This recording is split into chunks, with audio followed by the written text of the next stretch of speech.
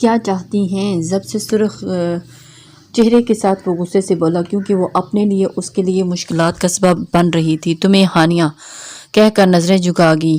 Psycho وہ بڑبڑا کر رہ گیا تھا۔ دیکھو تم مجھے ایسا دیکھ کر وائلڈ مین۔ وہ سر اٹھا کر یاد آنے پر بولی تو سر بہزاد نے ذرا سی دلچسپی سے اسے دیکھا۔ ہانیہ مسکراتی ہوئی نشے کے زیر اثر اس کے قریب آ گئی اور اس کے سرخ بوجھل آنکھوں سے اپنی کالی آنکھوں میں بمشکل دیکھتی کبھی آنکھیں چپکاتی۔ میں ایسے ہی دیکھتا ہوں، بہزاد نے بیزاری سے کہا، ورنہ قریب آنے پر اس کے جسم سے اٹھتی اس کے پرفیوم کی خوشبو بہزاد کے حواس کو سلب کر رہی تھی۔ نہیں تم ایسے نہیں دیکھتے، تم تو غصے، کوفت اور ناپسندیدگی سے دیکھتے ہو۔ ایسا دیکھا کرو مجھے محبت سے۔ وہ اس کے کندھے پر ہاتھ رکھتی مزید اس کی طرف جھکی۔ اس بار بہزاد ٹھٹک گیا اور غصے سے اس کے ارادوں کو دیکھتے اس کے کانپتے گلابی لبوں سے چھپی پیاس کو دیکھنے لگا اور اس کی آنکھوں میں لہو سو بولا، ہوش میں آؤ میڈم۔ وہ اسے کندھوں سے پکڑ کر پیچھے سیٹ پر پھینکنے کے انداز میں بٹھاتا دھاڑا جس سے ہانیہ سہم سی گئی تھی۔ کوکو کیا ہوا؟ وہ ڈر کر پوچھنے لگی اور دونوں ہتھیلیاں اپنی آنکھوں مسلنے لگی۔ وہ غصے بھری نظر سے اس کے چہرے پر ڈالتا گاڑی سٹارٹ کرنے لگا اور اچانک اس سیارات میں کچھ سیاہ پوش لوگوں نے اس کی گاڑی کا راستہ روک کر کسی بھاری چیز سے گاڑی پر اٹیک کیا۔ ٹھا کی آواز پر بہزاد نے ہانیہ کو دیکھا جو منہ پھلائے بیٹھی تھی اور اس کی آواز پر حیرت سے گاڑی سے باہر نکل کر دیکھنے کی کوشش کرنے لگی۔ کون ہے باسٹرڈ؟ وہ دھاڑ کر سیٹ بیلٹ کھولنے لگی تھی۔ بہزاد کا دل کیا کہ پہلے تو اس کا غلط بائے، پھر 30 مارہان بن گئی تھی وہ نشے میں۔ میڈم آپ باہر نکلیں، میں دیکھتا ہوں۔ اس نے اپنی گن لوڈ کرتے ہوئے ہانیہ کو واپس کھینچ کر سیٹ پر بٹھایا اور خود باہر نکلا۔ ہادی کا ارادہ اسے جان سے مروانے کا نہیں تھا، صرف اسے سبق سکھانے کا تھا۔ صرف یہ بتانا مقصد تھا کہ ہانیہ خان اس کی ہے اور وہ اس کے سامنے کچھ بھی نہیں اور اسے سیکنڈ میں مسل سکتا تھا، اس لیے اپنی اوقات میں نہیں۔ جس طرح اس نے اس سب کے سامنے اسے مکہ مار کر ڈانس فلور سے گرایا تھا، ویسے ہی اس کی ساری پسلیاں ڈبل کر دینا چاہتا تھا۔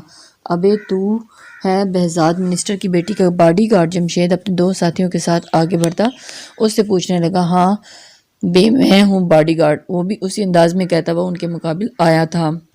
تیری تو مجھے ابے کہا سالے۔ جمشید ابے سنتا اپنے موٹے ہاتھ کا پنجہ بنا کر اس کے منہ پر مارنے ہی والا تھا کہ بہزاد نے اس کا ہاتھ ہوا میں ہی تھام لیا تھا۔ تیری تو مجھے سالے کہا؟ وہ خود ہی اس کی طرف لوپر گردی سے واقف تھا اور کیسے اسے سنبھالنا تھا۔ اس کا ایک ہاتھ پکڑتے دوسرا ہاتھ گھما کر اس کے منہ پر مارا اور پیچھے سے اس کے ساتھی نے ہاکی گھما کر بہزاد کے سر پر مار دی۔ وہ کرا کر پیچھے گرا، ہٹا اور پیچھے سر پر اپنا ہاتھ رکھا۔ ہا ہا ہا باڈی گارڈ کیا؟ وہ تینوں کہہ کر لگا اٹھے۔ بہزاد یہ سب دیکھتی ہانیہ گھبرا کر باہر نکلی۔ میڈم آپ اندر بیٹھیں۔ وہ غصے سے ایک دم دھاڑا تھا، بولا کیونکہ ان کا حلیہ ان شیطانوں کو بہکا سکتا تھا۔ یو باسٹرڈ، تو تم نے میرے گارڈ کو مارا۔ وہ جھولتی لڑکھڑاتی ہوئی گاڑی کا سہارا لے کر ان کی طرف بڑھنے لگی۔ بہزاد نے قہر بھری نظر اسے دیکھا اور اس نے ایک ہاتھ پیچھے ٹکایا ہوا تھا اور دوسرے سے گن پکڑی ہوئی تھی جو ان کی نظروں سے اوجھل تھی۔ واہ کیا ماسٹر پیس ہے، واللہ قیامت۔ جمشید ہانیہ کو ہوس بھری نظروں سے اوپر سے نیچے تک دیکھتا بولا۔ بہزاد کی رگوں میں شعلے بھڑک اٹھے۔ اوکے چل تم مارو انہیں، میں دیکھتی ہوں۔ وہ پیچھے ہوتی بہزاد کی آنکھوں میں غصہ دیکھتی بمشکل اپنی آنکھیں کھولتی ہوئی بولی، تجھے ماسٹر سٹار دکھاؤں سالے۔ کہتے ہوئے بہزاد نے اپنی بھاری ہاتھ کا مکہ جمشید کے منہ پر مارا تھا اور وہیں ایک ٹانگ برق کسی تیزی سے اپنے سامنے کھڑے لڑکے کو ماری اور ان کے سنبھلنے سے پہلے ہی اس کے ہاتھ سے ہاکی چھین کر ان پر برسانا شروع کر دی۔ بہزاد کے ساتھ تینوں گتھم گتھا ہوتے لہولہان ہو گیا۔ ہانیہ زور شور سے ہوٹنگ کرتی باڈی گارڈ کے نعرے بلند کر رہی تھی۔ بہزاد نے ان کا برا حال کر دیا تھا۔ بھاگو کمینوں، پاگل ہو گیا ہے یہ۔ اپنے باس کا حکم ملتے ہی وہ گولی کی سپیڈ سے وہاں سے نکلے تھے۔ اب جمشید خوف زدہ سا بہزاد کے سامنے اکیلا کھڑا تھا۔ کس نے بھیجا ہے؟ اس نے گن پیچھے ہی بیلٹ میں لگا دی کیونکہ وہ جانتا تھا کہ کرائے کے گنڈے ہیں، ان کے لیے اس کے ہاتھ ہی کافی ہیں۔ وہ آگے بڑھا تو جمشید خوفزدہ ہو کر پیچھے بھاگا۔ رک بے، اس نے جھپٹ کر پیچھے سے اس کے کالر کو کھینچا اور زور سے روڈ پر پٹخا۔ بتاتا ہوں۔ ہاتھ جوڑتے ہوئے اس نے زمین پر پڑے ہی کہا تھا۔ ہاں بب بولو ورنہ مار دوں گی۔ وہ پیچھے سے جھولتی ہوئی ہاکی نیچے اٹھا کر اس کی ٹانگوں پر مارتی گرنے ہی والی تھی کہ بہزاد نے اسے تھما۔ بول سچ سالے، قیمہ بنا دوں گی۔ خود کو زور لگا کر چھڑواتی وہ جمشید کے بڑے سے پیٹ پر ہیل مالتی اس کے اوپر گرنے ہی والی تھی کہ پھر سے بہزاد نے بر وقت اسے بازوؤں کا سہارا دیا اور موقع دے کر جمشید کھڑا ہوتا بغیر نام بتائے بھاگ گیا۔ ارے رکو ورنہ کاٹ دوں گی۔ وہ جمشید کو دھندلی آنکھوں سے بھاگتے دیکھ کر چلاتی ہاتھ پھیر مارنے لگی۔ چپ، اسے بھگا کر اب کاٹنے کا کہہ رہی ہے؟ وہ غصے سے بولا۔ ہانیہ نے سہم کر انگلی لبوں پر رکھ دی۔ تم مجھے پر چلائے وائلڈ مین، میں تمہیں کو کاٹ بلٹ کھڑاتی زبان سے حیرت کی زیادتی سے کہتے ہوئے اس کی باہوں میں جھول گئی تھی۔ بہزاد نے دانت پیس کر اسے اپنی باہوں میں اٹھایا تو وہ اتنا جان گیا تھا کہ یہ گنڈے اس کے انکل کے بیٹے کے ہی بھیجے ہوئے تھے، تبھی تو وہ ہتھیاروں کے بغیر ہی آئے تھے۔ صرف اسے سبق سکھانے میں سوچ رہا تھا کہ جیسی ان کی حالت کی ہے وہ جا کر جب اپنے اس ہادی صاحب کو دکھائیں گے تو پھر اس کا کیا حشر ہوگا۔ اسے باہوں میں اٹھا کر گاڑی کا دروازہ کھول کر اندر بٹھایا تو ڈور بند کرتے خود گاڑی کی دوسری طرف آ گیا تھا۔ ڈرائیونگ سیٹ پر بیٹھتے اس نے اپنی سیٹ بیلٹ باندھ دی اور پھر اس کی طرف جھکا، تبھی ہی نظریں اس کی بند آنکھوں پر گئی تھی۔ مجھے اوقات میں رہنے کا کہتے کہتے خود ہی اپنی حیثیت بھول گئی۔ اس نے جھک کر اس کے کان میں سرگوشی کی اور سیٹ پر بیٹھ گیا۔ ایک ہاتھ سے اس کے شانے کو پکڑے دوسرے سے بڑی مہارت سے ڈرائیو کر رہا تھا، جیسے یہ اس کے لیے بڑی بات نہیں تھی۔ اس کی سفید شرٹ پر سفید حروف لکھے میٹرک فیل باڈی ویئر سرخ رنگ میں تبدیل ہو گیا تھا خون کے مسلسل بہنے کی وجہ سے۔ اپنے چکراتے سر کو سنبھالتے وہ مشکل بیٹھا تھا اور 3 بجے جب وہ خان مینشن پہنچے تو سب گارڈز الرٹ کھڑے تھے۔ ہر سب کو لان میں ہی ماربل کی سفید روش پر اضطرابی حالت میں یہاں سے وہاں ٹہلتے دیکھ کر وہ کچھ شرمندہ ہوا۔ کیا ہوتا اگر وہ اس کے کہنے پر گاڑی نہ روکتا تو؟ کہاں تھے اتنی دیر؟ ہادی کی کب سے کار آ چکی ہے کہ تم اسے لے کر 2 بجے ہی نکل چکے ہو؟ بہزاد کی گاڑی کو اندر داخل ہوتے دیکھ کر اس کی گاڑی سے نکلتے وہ داڑے، مگر اس کی حالت دیکھ کر وہ ٹھٹک گئی۔ یہ کیا ہوا تمہیں؟ اور ہانیہ کہاں ہے؟ کیسی ہے وہ؟ گھبرا اٹھے۔ گاڑی کا ڈور کھول اندر سوئی اپنی بیٹی کو ٹھیک ٹھاک دیکھ کر انہوں نے سکون کا سانس لیا۔ اس نے ڈرنک کی ہے؟ حارث صاحب نے جب اسے باہر نکالا تو اس کے منہ سے آتی ڈرنک کی سمیل پر وہ حیرت سے بہزاد کو دیکھنے لگی۔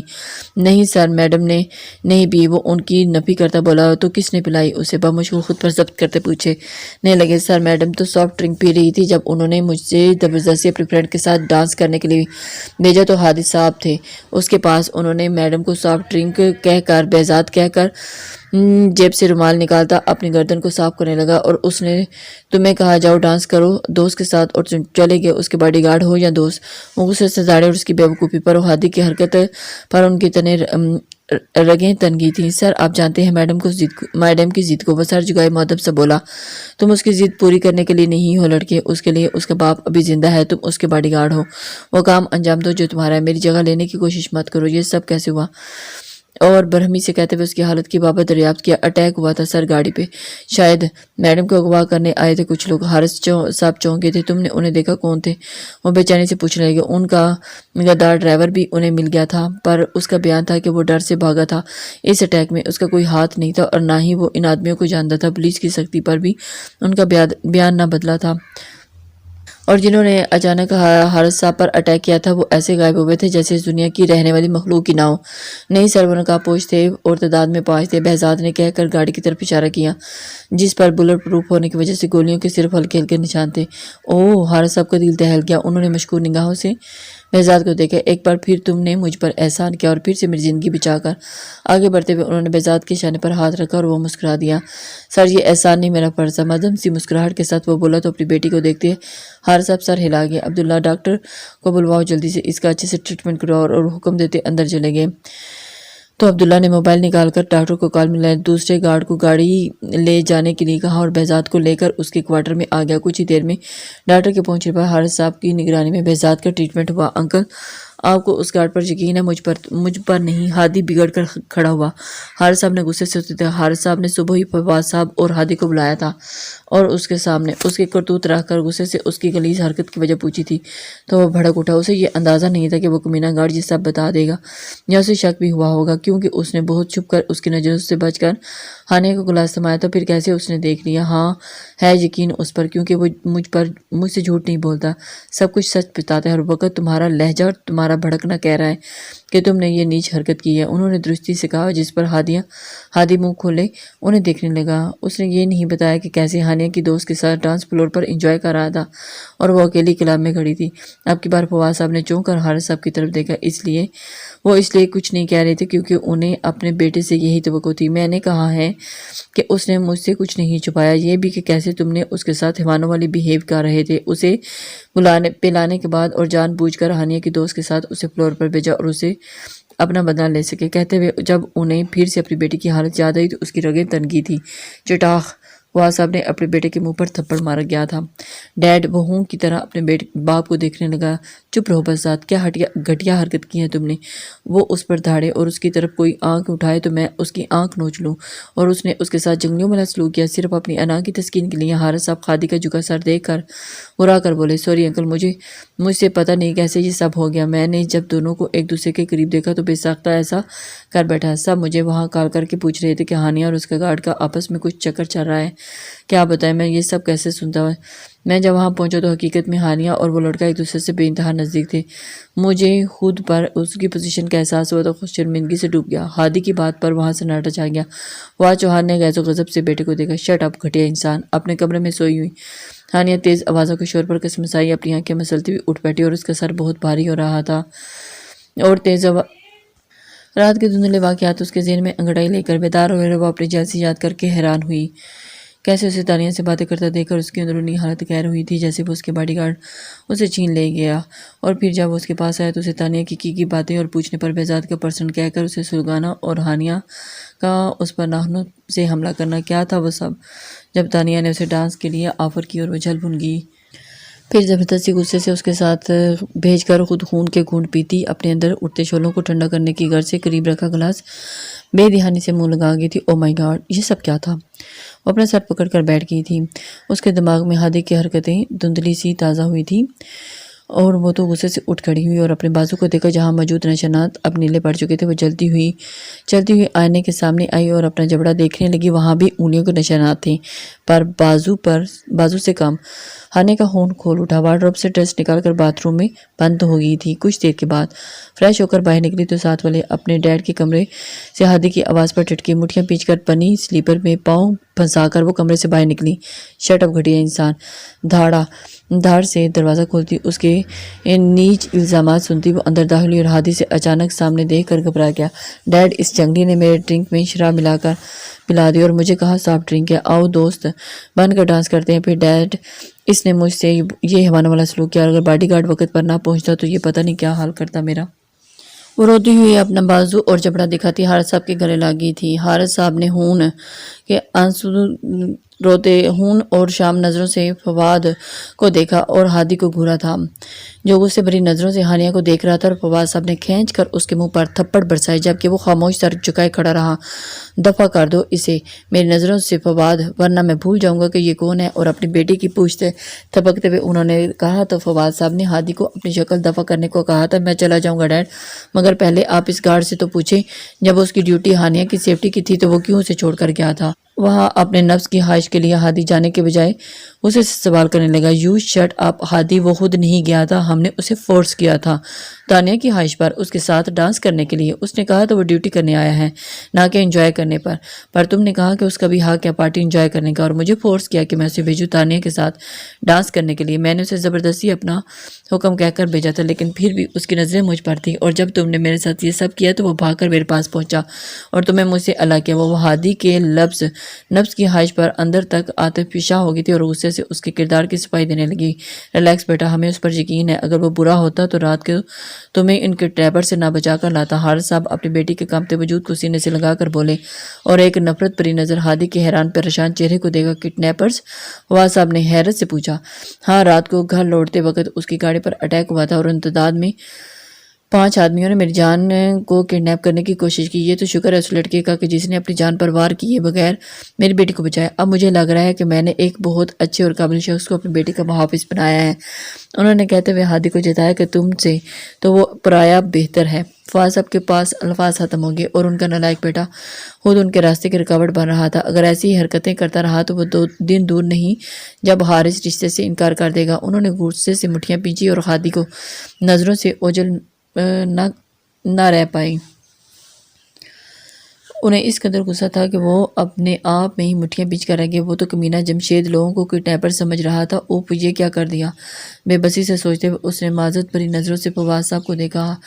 ہانیہ یہ تو سوچ کر حیران تھی کہ دماغ پر زور دیتی وہ کلب سے باہر نکلنے کے بعد وقت کا سوچنے لگی، اور اس تگ و دو میں وہ کامیاب بھی ہوئی تھی۔ جب دماغ پر چھائی دھند چھوٹی اور وہاں سے اس کی کالی رات والی حرکات پر دماغ سے روشنی ڈالی تو ہانیہ کی دھڑکنیں تیز ہو گئی اور ہتھیلیاں پسینے سے بہہ گئیں۔ اب وہ کہاں ہے؟ فواد صاحب نے ماحول کی گمبھیرتا محسوس کرتے ہوئے سوال کیا۔ کوارٹر میں انہوں نے جواب دے کر اپنی بیٹی کے بالوں پر ہاتھ پھیرا۔ اس کا شکریہ ادا کر دینا، اس نے نہ صرف ہماری بیٹی کی بھی جان بچائی ہے۔ فواد صاحب نے ہانیہ کے سر پر بوسہ دیا اور اس سے اپنے بیٹے کی طرف سے بھی سوری کہا۔ ہانیہ نے سر اٹھا کر اپنے ڈیڈ کو دیکھا۔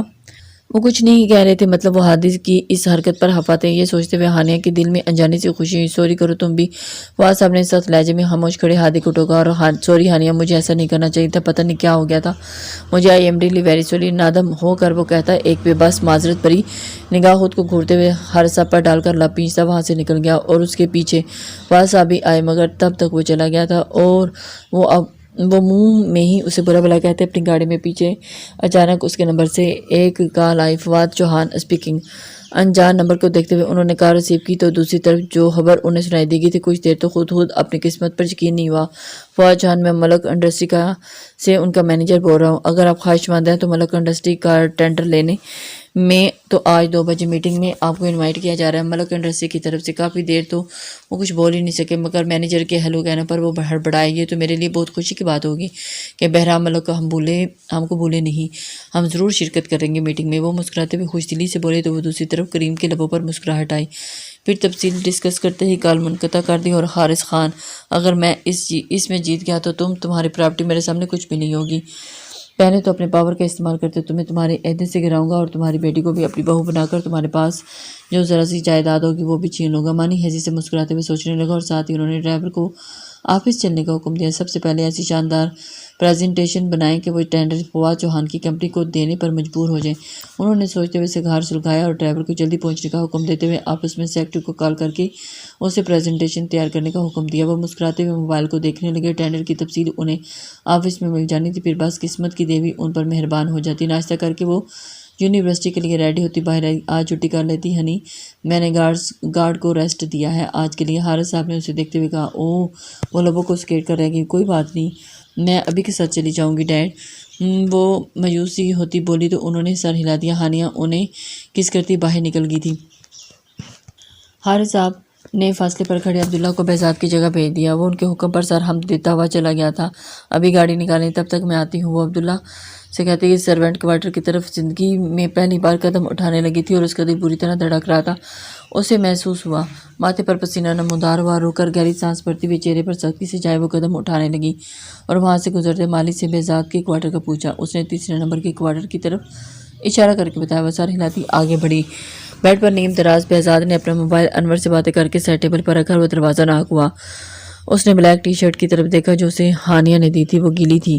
اس نے سوچا شاید کوئی ملازم ہو، اس لیے اٹھ کر ہی اس دروازہ کھول دیا۔ بہزاد نے دروازہ کھولا تو سامنے ہی ہانیہ کھڑی تھی۔ اس کے بغیر شرٹ کے چوڑے مردانہ مضبوط سینے کو دیکھتے ہی اس کی پلکیں لرز کی تھی۔ اوہ سوری میڈم، میں سمجھا کوئی ملازم ہے۔ وہ ہڑبڑا کر پیچھے ہوا اور جلدی سے وہاں پڑی جیکٹ پہن لیا۔ ہانیہ گہرا سانس بھرتی خود کو پرسکون کرتی اپنی دھڑکنوں کو سنبھالتی اندر قدم رکھنے لگی۔ تم میرے ساتھ یونیورسٹی نہیں جا رہے باڈی گارڈ؟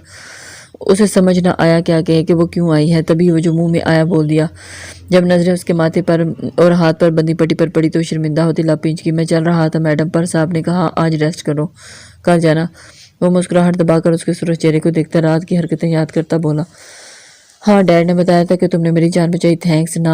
نک سکوڑ کر خود کو اعتماد میں رکھتی بولی تھی، آپ کو یاد نہیں تھا کہ میں نے آپ کی جان کیسے بچائی؟ اس کا بھاری گمبھیر لہجہ اسے مانی ہیزی لگا، تبھی اندر سے چنب گئی۔ نہیں، اس نے نخوت سے کہہ کر رخ موڑا۔ اچھا، مجھے تو تھا کہ آپ کو یاد ہوگا کیونکہ آپ یونیورسٹی جا رہی ہیں۔ اسے بے مقصد کھڑا دیکھ کر وہ پوچھنے لگا تو ہانیہ نے سر ہلا دیا۔ میں چلتا ہوں، 1 منٹ۔ وہ آگے بڑھ کر شرٹ چیئر سے اٹھانے لگا تو ہانیہ نے روک دیا۔ میں عبداللہ کے ساتھ جا رہی ہوں، منہ بنا کر وہ گویا جیسے اسے یہ سب کچھ پسند نہ آیا ہو، پر یہ میری جاب ہے، میں چلتا ہوں، پھر آ کر ریسٹ کر لوں گا۔ وہ شرٹ اٹھانے لگا تو اس نے غصے سے اس کے ہاتھ سے چپٹ لی۔ ہاں، چل کر یہ ہیرو والا ایکشن روپ تانے کو دکھانا چاہتے ہو تاکہ لڑکیاں تم سے امپریس ہو؟ وہ چل کر بے ساختہ بولی تو بہزاد نے کچھ چونک کر اسے دیکھا۔ اس کے دماغ میں تو دور دور تک تانیہ کی یا کوئی اور بات تھی ہی نہیں، وہ تو بس اپنی ڈیوٹی کو انجام دینا چاہتا تھا۔ نہیں، اس نے نفی کی تو ہانیہ نے اسے دیکھتی لب کچلنے لگی۔ وہ کشمکش میں تھی کہ کیسے پوچھے، کچھ کہنا ہے۔ بہزاد نے اس کے سرخ ہوتے لبوں سے نظریں چرا کر اس کی مشکل آسان کر دی۔ پوچھنا نہیں، حکم ہے میرا کہ بتاؤ رات کو لومڑی نے تم سے کون سی پرسنل باتیں کی تھی؟ اور وہ آنکھیں دکھاتی ٹھوس لہجے میں حکم دینے لگی۔ ویسے تو لوگوں کو کسی کی پرسنل باتیں پوچھنے پر شرم کرنی چاہیے، پر چھوڑیں، آپ میری میڈم ہیں، آپ سے یہ نہیں کہہ سکتا، اور وہ پرسنل باتیں مجھے بہت پرائیویٹ قسم کی تھیں، اس لیے آپ کو نہیں پوچھنا چاہیے۔ میرے دوست بھی کہہ رہے تھے کہ انہیں اب بھابھی چاہیے، تو وہی سب کچھ سوچ رہا ہوں کسی کے بارے میں۔ اب میں اس سے سمجھ جائیں۔ وہ اس کی کیفیت سمجھتا چیئر اس کے ہاتھ سے لے کر کھڑکی کی سامنے رکھی چیئر پر دھوپ میں ڈالنے لگا۔ ہانیہ نے بے یقینی کے عالم میں ششدر سی کھڑی اس کی پشت کو دیکھنے لگی۔ کون ہے وہ تمہارے دوست جنہیں بھابھی چاہیے؟ مجھے ایڈریس دو ان کے۔ وہ گرا کر اسے بازو پکڑ کر اس کا رخ اپنی جانب موڑتی ہوئی بولی، میڈم آپ کو ہو کیا گیا ہے؟ ایک نہ ایک دن تو مجھے یہ جاب چھوڑ کر جانا ہے اور اپنی زندگی بسانی ہے، اس میں غصہ ہونے والی کیا بات ہے؟ وہ حیرت کی ایکٹنگ کرتا ہوا بولا، تم میرے باڈی گارڈ ہو، سمجھے تم کسی کے ہو نہیں سکتے، ساری عمر میرے باڈی گارڈ ہو کر انڈرسٹینڈ۔ وہ اسے جیکٹ کی کالر سے جکڑتی اس کی آنکھوں میں اپنی سبز آنکھیں گاڑتی ہوئی بولی تو اس کے لفظوں میں جنون کی کیفیت محسوس کرتے بہزاد لاب پیچ کے، آپ کی شادی ہو جائے گی پیر؟ وہ پرسکون سا دلچسپی سے بولا۔ اس کی بات پر وہ ہانیہ ٹھٹک کر رکی۔ وہ اس کے سامنے وہ نیلی آنکھیں گھوم گئیں، پھر وہ ان کالی آنکھوں میں دیکھنے لگی۔ بہزاد اس کے چہرے کے اتار چڑھاؤ بہت غور سے دیکھ رہا تھا۔ آپ کو یونیورسٹی کے لیے میں شادی نہیں کروں گی۔ وہ اس کی بات بیچ میں کاٹ گئی۔ بہزاد کو حیرت کا جھٹکا لگا۔ کیوں؟ وہ حیرت کی زیادتی سے بولی، کیونکہ میں تمہیں ساری زندگی اپنا باڈی گارڈ بنا کر رکھوں گی، تمہیں کسی کا ہونے نہیں دوں گی، نہ ہی کسی کو اپنا ہونے دوں گی۔ وہ مسکراتی ہوئی جنون سے بولتی کوئی پاگل سی لگی تھی، پر میں تو شادی کروں گا، مجھے اپنا گھر بنانا ہے، کب تک یوں بے سہارا گھومتا رہوں گا؟ وہ اس کی آنکھوں میں دیکھتا ہوا بولا تو ہانیہ ٹھٹک کر رکی۔ کیوں تمہارے ماں باپ بہن بھائی نہیں ہیں؟ وہ حیرت سے بولی۔ بہزاد نے خاموشی سے سر نفی میں ہلایا۔ اچھا سوری، وہ دور ہوتی بولی تو بہزاد نے اس کے چہرے کو دیکھا۔ پھر تو بہت اچھا ہے، تم ساری زندگی میرے باڈی گارڈ بن کر رہ سکتے ہو، اور ڈیڈ مجھے اس آدمی سے طلاق دلوا دیں گے۔ وہ دل میں سوچتی بہزاد کی آنکھوں میں دیکھنے لگی۔ آپ کو جانا چاہیے کسی ملازم کے روم میں، اور پھر تم ہمیشہ یہاں جاب کرو گے، ٹھیک ہے؟ وہ دوسری بار اس کی بات کاٹ کر بولی تو بہزاد حیرت سے اسے دیکھنے لگا۔ میں آج کسی مزید ٹی شرٹ کا آرڈر دے دوں گی تمہارے لیے۔ وہ مسکراتی ہوئی اس کی حیرت بھری نظروں سے دیکھتی ہوئی میٹرک پیل باڈی گارڈ کی شرٹ کی طرف اشارہ کرنے لگی۔ اب میری اوقات بھول گئی ہیں، وہ لفظ چبا چبا کر کہتا اس پر اپنی حقیقت باور کروایا گیا۔ پھر ہانیہ بغیر اثر لیے مسکرانے لگی۔ آئی ڈونٹ کیئر، مجھے بس اپنا باڈی گارڈ ہمیشہ کے لیے چاہیے جو مجھ سے ایسے چو چو کر کے باتیں کرے اور اس کی باتیں کو کوئی اہمیت دیے بغیر اپنی بولنے لگی۔ اور ہاں، اب اس لومڑی سے بات کی تو تم دونوں کو ساتھ کٹوا کر تمہارے چھوٹے چھوٹے پیس کروا کے اپنے ڈاگس کو کھلا دوں گی، انڈرسٹینڈ؟ وہ انگلی سے وان کرتی ہوئی بہزاد کو حیران کرنے پر تلی ہوئی تھی۔ میں سر کو آپ کو یہ ساری باتیں بتاؤں گا، اور میں آج یہ جاب چھوڑ کر جا رہا ہوں، آپ میری جان کی دشمن بن گئی ہیں۔ وہ غصے سے کہتے ہوئے بیڈ کی سائڈ سے موبائل اور والیٹ اٹھانے جا رہا تھا کہ ہانیہ نے جھٹکے سے اس کا بازو پکڑا، اور اگلے ہی پل میں جو گرتے گرتے بچا تھا اور اس کے لڑکھڑانے پر ہانیہ کا ہیل میں موجود پاؤں پھسلا اور وہ لہرا کر اس کے اوپر گری، اور وہ دونوں ایک ساتھ بیڈ پر دھم سے گرے تھے۔ آہ! بہزاد کے منہ سے آہ سن کر وہ شرمندہ سے ہوگی۔ اوہ سوری، وہ معذرت کہتی اس کے سینے پر ہاتھ ٹکائی اٹھنے لگی تھی، پر ناکام ہوگی۔ بہزاد نے اسے مزید شرمندہ کرنے کے لیے چہرے پر شدید تکلیف کے آثار پیدا کیے اور منہ سے آہ نکالی۔ ہانیہ بوکھلا گئی۔ کہا نا آئی ایم سوری وائلڈ مین، وہ چلائی۔ تو اب اٹھ بھی جاؤ۔ کیا سوری، وہ جلا کر بولا۔ ہانیہ نے دانت پیس کر اٹھتے ہوئے اس کے بازو پر وہاں مکہ مارا جہاں پٹی بندھی ہوئی تھی۔ بہت ظالم ہے آپ میڈم۔ بہزاد اپنا بازو دیکھتا ہوا اٹھ بیٹھا تو میں اس سے بھی زیادہ ظالم ہوں، اور میری بات بھولنا نہیں، آج ریسٹ کرو، کل میرے ساتھ چلنا، اوکے؟ وہ کہتی منہ بنا کر چلی گئی، اور پیچھے بہزاد سر کھجاتا ہوا واپس بیڈ پر لیٹ گیا۔ اسے خود پر وہ ریلیشن سے لمس محسوس ہونے لگا۔ کیا ہوا؟ آپ کا موڈ کیوں خراب ہے؟ اوپن ایئر ریسٹورینٹ میں رمیسا ہادی کے ساتھ ایک ٹیبل پر بیٹھی ہوئی تھی اور اس کا پریشان چہرہ دیکھ کر پوچھنے لگی، کچھ نہیں، تم بتاؤ تمہاری اسٹڈی کیسی جا رہی ہے؟ اس نے گھر جانے کے بجائے رمیسا کو کال کر کے یہاں بلوایا تھا، اور اب وہ اس کے پاس بیٹھا ساری پریشانی اسے دیکھ کر بھولنا چاہتا تھا۔ بہت اچھی، وہ مسکرا کر گویا ہوئی تو اس کی معصوم مسکراہٹ دیکھ کر ہادی بھی مسکرا دیا۔ تم ہنستی بہت اچھی لگتی ہو۔ ہارٹ بیٹ اس کے ہاتھ پر ہاتھ رکھ کر وہ نرم گرم نظروں سے اسے دیکھتا گویا ہوا۔ رمیسا شرم سے نظریں جھکا گئی اور وہ آہستہ سے اس کے ہاتھ سے اپنا ہاتھ نکالا۔ کچھ تو ہے جس کی وجہ سے آپ کا موڈ آف ہے، ہادی مجھے بتائیں کیا ہوا، سب خیریت ہے؟ وہ فکر مندی سے پوچھنے لگی۔ نہیں میری جان، ایسی کوئی پریشانی کی بات نہیں ہے، بس دل کیا تمہیں دیکھنے کے لیے۔ اس کا ہاتھ پھر سے پکڑ کر وہ بولا تو رمیسا اسے دیکھ کر رہ گئی۔ اتنے میں ویٹر کھانا لے کر آ گیا تو رمیسا نے اس کا ہاتھ چھوڑ دیا تھا۔ پھر دونوں نے بہت خوشگوار لمحے ساتھ بتائے اور ہادی کے دماغ سے ساری ٹینشن رفع ہو گئی، اور وہ بہت محبت سے رمیسا کو بولتے ہوئے دیکھ رہا تھا جو کھانا کم کھا رہی تھی اور بول زیادہ رہی تھی۔ کافی پیو گی؟ وہ مسکراتا ہوا پوچھنے لگا۔ وہ مسکراتا ہوا پوچھنے لگا، حالانکہ اسے معلوم تھا کہ رمیسا کو سخت ناپسند ہے کافی۔ وہ سنتے ہی ناک چڑھا گئی تھی۔ نو آئس کریم، وہ مسکراتی ہوئی بولی تو وہ ہنس پڑا۔ کھانے کے بعد آئس کریم کون کھاتا ہے پاگل، وہ بولا تو رمیسا نے اپنی طرف کی انگلی کی۔ رمیسا عرف ہارٹ بیٹ کہہ کر وہ کھلکھلا کر ہنسی۔ اس کی کھلکھلاہٹ پر آس پاس موجود متوجہ ہوتے لوگوں پر ہادی نے ناگواریت سے سب کو دیکھا اور اسے ٹوک گیا۔ خاموش رمیسا، وہ کہہ کر ویٹر کو ایک کافی اور ایک آئس کریم کا آرڈر نوٹ کرواتا ہوا باہر دیکھنے لگا۔ کیا ہوا ہادی؟ اس کی ناراضگی کا سوچتے ہوئے وہ بھرائی ہوئی آواز میں بولی، تم صرف میری ہو ہارٹ بیٹ، اور میں چاہتا ہوں کہ تم سے لے کر تمہارے آنسو، تمہاری مسکراہٹ تک صرف میرا حق ہو اور انہیں میرے علاوہ کوئی نہ دیکھے۔ شدت پسندی سے کہتا وہ اس کے ہاتھ پر ہاتھ سے دباؤ ڈال کر بولا تھا۔ رمیسا خاموش نظر سے اسے دیکھنے لگی۔ اگر تم اسی طرح ناراض رہو گے تو مجھے نہیں کھانی کوئی آئس کریم وائس کریم۔ ناک چڑھا کر وہ منہ پھلاتی ویٹر کوئی آئس کریم رکھنے پر کپ اس کی طرف دھکیل گئی۔ یار میں ناراض کب ہوں؟ میں تو تمہیں بتا رہا ہوں کہ شاباش اچھی بچی کی طرح ختم کرو۔ وہ کپ اس کے سامنے کرتا ہوا محبت سے کہنے لگا۔ وہ مسکراتی ہوئی سر ہلا کر فرمانبرداری سے آئس کریم کھانے لگی۔ ہادی اس کے معصوم چہرے کو دیکھتا سوچنے لگا کہ کاش وہ ایک امیر باپ کی اولاد نہ ہوتا اور اس کے باپ کو ہانیہ خان کی دولت کی نہ چاہیے ہوتی تو اس کی محبت کی اس کے پاس ہوتی۔ وہ دل ہی دل میں افسوس کر رہا تھا۔ ہال نما ایک میٹنگ روم میں سب ایک بڑی سی ٹیبل کے دائیں بائیں کرسیوں پر پرجوش بیٹھے ہوئے تھے۔ سب کی یہی خواہش تھی کہ بہرام ملک اپنا ٹینڈر ان کی کمپنی کو دے دے۔ سب بار بار اپنے ساتھ بیٹھے اپنے سیکرٹری سے پریزنٹیشن کو ڈسکس کرتے۔ جب وہ انہیں تسلی دیتا وہ سر ہلا دیتے۔ یہی حال وہاں موجود فواد چوہان کا بھی تھا۔ وہ بھی بار بار اپنی سیکرٹری کی جانب جھک رہے تھے۔ اچانک میٹنگ ہال کے باہر قدموں کی چاپ پر سناٹا چھا گیا۔ گارڈ کے دروازہ کھولنے پر سبھی اندر آنے والی ہستی کو دیکھنے لگے۔ گرے 3 پیس سوٹ میں لمبا چوڑا بہرام ملک اندر داخل ہوا۔ آج تک سب نے اسے صرف ٹی وی پر ہی دیکھا تھا اور آج پہلی بار اپنے سامنے اس سحر انگیز شخصیت کو دیکھ کر کچھ پل تو حال میں سکوت سا چھا گیا تھا۔ وہ اپنی نیلی آنکھوں سے مسکراتا اندر داخل ہوا اور اس کے مینیجر نے اس کے لیے چیئر کھسکائی اور وہ ایک نظر سب پر ڈالتا ہوا چیئر پر بیٹھ گیا۔ السلام علیکم۔ اس نے حال میں موجود تمام لوگوں پر ایک طائرانہ نظر ڈالی اور سلام کیا۔ آئی ایم شیور یہاں موجود سب آج کی میٹنگ اور میرے ٹینڈر کے بارے میں سب کچھ جان چکے ہوں گے اور یہ بھی کہ مجھے دھوکہ اور ملاوٹ پسند نہیں۔ اس نے فواد صاحب پر سے نظریں گھماتے ہوئے دوسری طرف دیکھ کر ڈائریکٹ اپنے مقصد کی بات کی تو سب نے اپنے سامنے رکھی ملک انڈسٹریز کی ریڈ فائل کو دیکھا تھا۔ اس کے لہجے سے متاثر ہوتے ہوئے سب اپنی اپنی کمپنیز کی کارکردگی سے مطمئن کرنے کی پوری کوشش کرنے لگے تھے۔ سب سے بڑھ چڑھ کر اپنی کمپنیز کی خصوصیات بیان کر رہے تھے۔ بہرام ملک کے اشارے کرنے پر یہ میٹنگ ہال کی لائٹ آف کر دی گئی اور باری باری سب اپنی پریزنٹیشن دینے لگے اور کچھ سے وہ متاثر ہوا اور کچھ سے مایوس بھی۔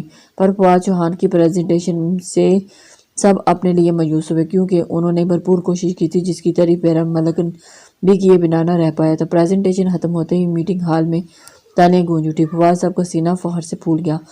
کنگریچولیشنز فواد چوہان، ٹینڈر اس کے ہاتھ میں آتے ہی سب نے مبارکباد دی اور خوش دلی سے وصولتے ہوئے تھینک یو سو مچ بہرام ملک، انشاءاللہ آپ کو ہمارے کام سے کوئی شکایت نہیں ہوگی۔ وہ بہرام ملک کے سامنے آیا جو اب اپنے کوٹ کا بٹن بند کرتا چیئر سے اٹھ رہا تھا اور اسے مسکرا کر انہیں دیکھا۔ شکایت نہیں ایمانداری چاہیے بہرام ملک، اس کی آنکھوں میں دیکھ کر کہتا وہ اس کے ہاتھ کو نظر انداز کرتا وہاں سے نکل گیا تھا۔ کنگریچولیشنز۔ اس کے مینیجر نے اس کا ہوا میں معلق ہاتھ تھام لیا تو وہ مسکرا دیے۔ تھینکس، آپ انہیں ہماری طرف سے مطمئن رکھیے گا، وہ اس سے کہنے لگے تو مینیجر نے مسکرا کر سر ہلایا۔ مینیجر سب سے باری باری ہاتھ ملاتا سب کے شکوے شکایات سنتا ہوا چلا گیا۔ فواد صاحب نے یہ دھماکہ دار نیوز ہر سب کے اپنے آفس پہنچا کر سنائی۔ وہ کچھ لمحے کے لیے بول ہی نہ پائے اور پھر خوش ہوتے انہیں کامیابی کی مبارک دینے لگے۔ یہ خوشخبری جب اپنے بیٹے کو بتانے کے لیے انہوں نے کال ملائی تو اس کا موبائل بند ملا، لب پیچ کر رہ گئے۔ وہ جانتے تھے کہ ان کے تھپڑ مارنے پہ ہادی ناراض ہو گیا تھا۔ اگر وہ اسے کچھ نہ کہتے تو وہ بہت کچھ بگڑ سکتا تھا، لیکن پر یہ گدھا سمجھے تب بھی نہ۔ اس کا سارا دن یونیورسٹی میں بور گزرا تھا۔ تمہارا گارڈ نہیں آیا آج؟ تانیہ کے پوچھنے پر ہانیہ نے اسے جھٹک دیا۔ اسے کہہ دینا کہ تمہارے ساتھ گزرے کچھ لمحے بہت یادگار ہیں میرے لیے۔ وہ ڈیٹ بن کر ہنستی ہوئی بولی۔ ہانیہ اس کی بے باکی پر سلگتی لمحے یاد کرنے لگی جب پارٹی میں اس کے انتہائی قریب ہونے کی کوشش کر رہی تھی۔ لگتا ہے ان دنوں میں گارڈ سے کافی لگاؤ ہو گیا ہے ہماری ہنی کو، اس لیے آج اداس ہے۔ سیم نے اس کی اتری ہوئی بیزار شکل کو دیکھ کر کہا تو وہ جو پہلے بھری بیٹھی تھی اس پر چڑھ دوڑی۔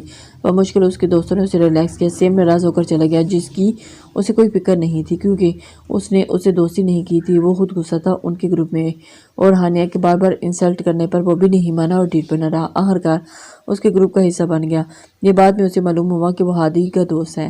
وہ عبداللہ سے بھی کافی روڈ ہی رہی تھی، جیسے اس کی غلطی ہو، اور بہزاد کی جگہ لینے میں، حالانکہ اس نے خود ہی کہا تھا، پر وہ اسے بالکل بھی اچھا نہیں لگ رہا تھا۔ اسے بہزاد کی جگہ بیٹھ کر نہ ہی اس کے ساتھ لڑ سکتا تھا بہزاد کی طرح۔ وہ بے چین سی گھر پہنچی تو اسے معلوم ہوا کہ بہزاد کو اس کے ڈیڈ نے ریسٹ کے لیے اپنے گھر بھیج دیا ہے۔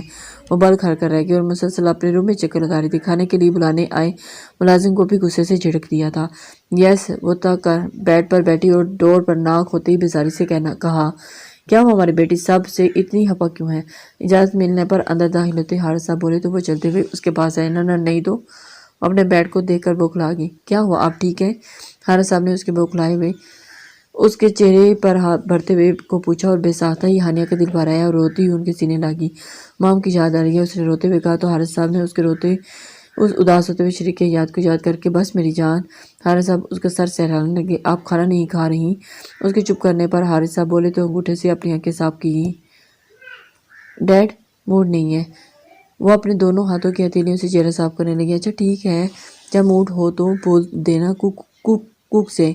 اس کے کہنے پر خاموشی سے سر ہلا گئی۔ کل چھٹی ہے سنڈے کی، اس لیے ہم نے اس لڑکے کو ریسٹ کرنے کے لیے بھیج دیا۔ اس کے گھر پر پرسوں آئے گا۔ اگر کہیں باہر جانا ہو تو عبداللہ سے کہہ دینا۔ حارث صاحب کہہ کر چلے گئے تھے اور ہانیہ بیڈ پر گر کر صبح کی گفتگو یاد کرتی مسکرانے لگی۔ باڈی گارڈ، اس نے مسکراہٹ روک کر موبائل اٹھایا۔ ہانیہ خان اسپیکنگ۔ دوسری طرف شاپنگ مال کے آنر نے اپنا تعارف کروایا تو وہ بولی، جی میڈم کہیے، کیا خدمت کر سکتے ہیں آپ کی؟ وہ جلدی سے بولا، میں نے ایک آرڈر دیا تھا۔ وہ بڑے آرام سے بولی تھی، میڈم آپ کا آرڈر نہیں ملا۔ آئی ایم سوری، آپ پریشان ہو ابھی تک۔ وہ اس کی بات بیچ میں کاٹ کر بوکھلا کر بولا، پہلے بات سن لیا کرو پوری۔ وہ غصے اور ناگواری سے اپنی بات پر کاٹنے پر بولی، سوری۔ دوسری طرف وہ آدمی شرمندہ ہو گیا۔ اس نے ابھی مزید کہنا چاہا تو ہانیہ نے کوپ سے گہرا سانس لے بھر کر اس کی بات کاٹ دی۔ میں نے پہلے آرڈر دیا تھا، وہ مل چکا ہے مجھے۔ ویسی ہی کچھ شرٹس مجھے مزید چاہیے۔ میں کل لینے آ جاؤں گی۔ شرٹ کی تعداد 15 ہونی چاہیے اور کلر اچھے ہوں۔ لفظ بھی صاف دیکھنے چاہیے، بغیر دوسری طرف سے سنے۔ وہ اپنی گال کہہ کر کاٹ کی تھی۔ اب یہ ان کا مسئلہ تھا، خود ہی جان لیں گے کہ ہانیہ کا لاسٹ آرڈر کون سا تھا، اور سن کر بڑا آیا جانے مان وائلڈ مین نہ ہو تو۔ اسے سمجھ نہیں آ رہا تھا کہ ایسا کون سا سحر پھونکا تھا اس وائلڈ مین نے اس پر، کہ وہ سارے گھر میں کسی بھٹکی ہوئی روح کی طرح ادھر ادھر کودتی ہوئی اس سے یہ مسلسل سوچ رہی تھی۔ یونیورسٹی سے اسے بے وجہ تانیہ سے چڑ ہونے لگی تھی اور وہ اسے مزید جلاتی ہوئی کال کر کے بہزاد کا پوچھ رہی تھی۔ اس کے انگ سے شرار بھڑک اٹھے تھے۔ دل کرتا تھا کہ بہزاد کا نام بھی لے تو اس کا منہ نوچ لیں۔ باڈی گارڈ اس کا تھا تو وہ کون ہوتی تھی اس کا نام لینے والی، اس کی غیر موجودگی کی وجہ جاننے والی؟ ابھی کیا تمہیں بہزاد کے گھر کا معلوم ہے؟ گاڑی میں بیٹھی ہانیہ نے عبداللہ کی پشت کو دیکھتے ہوئے پوچھا، کون بہزاد بیبی؟ اس نے حیرت سے پوچھا، میرا باڈی گارڈ اور کون؟ یہاں بہزاد، وہ فالتو کے سوال مت کریں، جواب دیں ابھی۔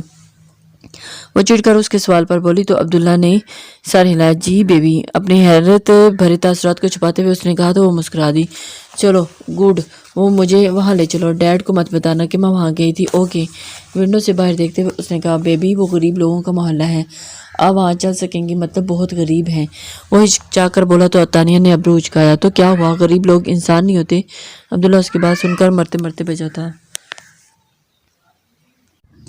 کیا چاہتی ہیں؟